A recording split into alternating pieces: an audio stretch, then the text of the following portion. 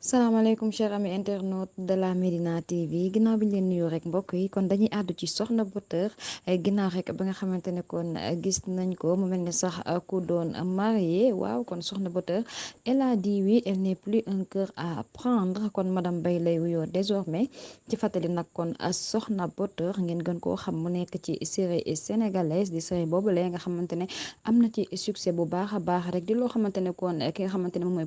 Pikini production ñoom ñoo ko produire waaye rek ngeen gisoon ko itam ci li nga xamante ne rek moom mooy VIP Essence mu defoon fa itam lu am solo nekk koo xam ne sax sénégalais yi dañ koo bëgg bu baax a baax di ko safoo mu mel ne kon photo yooyu ba mu génnee rek ñu bëri félicité nañ ko ci ay soppeem waaye mu mel ne rek beneen kàddu itam daa jib ñu bëri rek daal di ne kon du mariage série la bu muy préparé ñenn ñi sax ne est-ce que nekkul clip vidéo boo xamante ne kon day waaj génn lu ci mënti am rek kon xibaar bi noonu lañ ko jotee ak suñu ñenn ci ay naataango waaye rek Medina TV moom day wéy di ko topp xibaar bi rek ba leneen loo xamante ne am nañ ko ci ak yéen ci nu mu gën a leeree nu mu gën a yaatoo rek ñu ñëwaat ak yéen ci yéen ñi nga xamante ne yéen ay topp Medina TV bu dee mariage la lu am la kon équipe Medina TV ñu ngi koy souhaiter un très heureux ménage di ko ci ñaanal sëy bu barkeel waaye bu nekkee rek kon ay projet de travail la série wala clip vidéo boo xam ne itam da koy tourner ñu ko ciy ñaanal rek mu am ci ay succès bu kawe njortam su ko defee mbokk yi kon ñu wax ne